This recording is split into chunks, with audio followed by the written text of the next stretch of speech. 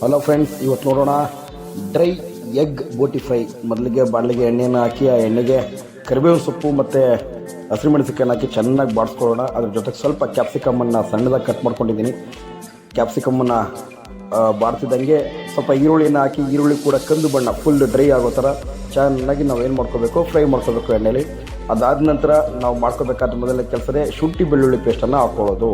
ಶುಂಠಿ ಬೆಳ್ಳುಳ್ಳಿನ ಪೇಸ್ಟನ್ನು ಹಾಕ್ಕೊಂಡು ಅದರ ಹಸಿ ವಾಸನೆ ಹೋಗೋ ತನಕ ಹಾಕ್ಕೊಂಡು ಸ್ವಲ್ಪ ಉಪ್ಪು ಹಾಕ್ಕೊಳ್ಳಿ. ಯಾಕೆ ಅಂತಂದರೆ ಈರುಳ್ಳಿ ನೀರು ಬಿಡುತ್ತೆ. ಅವಾಗ ನೀರು ಬಿಟ್ಟಾಗ ಎಷ್ಟು ಇದು ಬೇಕು, ತಿಕ್ನೆಸ್ ಬೇಕು ಅನ್ನೋದು ಗೊತ್ತಾಗುತ್ತೆ.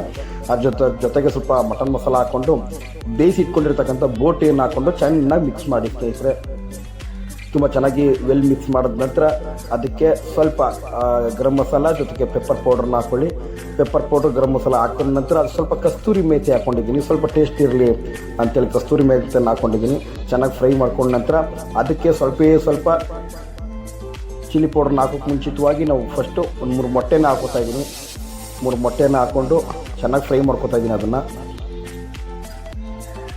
ಚೆನ್ನಾಗಿ ಫುಲ್ ಮೊಟ್ಟೆಯಲ್ಲಿ ಏನಾಗಬೇಕು, ಒಂಥರ ಉದುರು ಆಗಿ ಬರಬೇಕು, ಬಿಡಿಯಾಗಿ ಬರಬೇಕು. ಆ ರೀತಿ ಮೊಟ್ಟೆಯನ್ನು ಚೆನ್ನಾಗಿ ಫ್ರೈ ಮಾಡ್ಕೊಂಡು ಅದು ಸ್ವಲ್ಪ ಕೊತ್ತಂಬರಿ ಸೊಪ್ಪು ಹಾಗೆ ಸ್ವಲ್ಪ ಚಿಲ್ಲಿ ಪೌಡ್ರನ್ನ ಹಾಕ್ಕೊಂಡು ಚೆನ್ನಾಗಿ ಮಿಕ್ಸ್ ಮಾಡ್ಕೊಳ್ಳೋದೆ.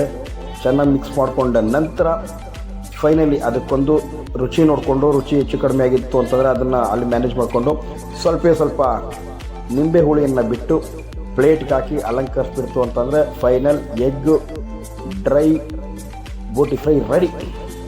ತಿಂತಾ ಇರೋದೇ ಮಜಾ ಮಾಡ್ತಾ ಇರೋದೇ. ಪಕ್ಕದಲ್ಲಿ ಒಂದು ಗ್ಲಾಸ್ ಇತ್ತು ಅಂತಂದರೆ ಇನ್ನೂ ಮಜವಾಗಿರುತ್ತೆ. ಎಂಜಾಯ್.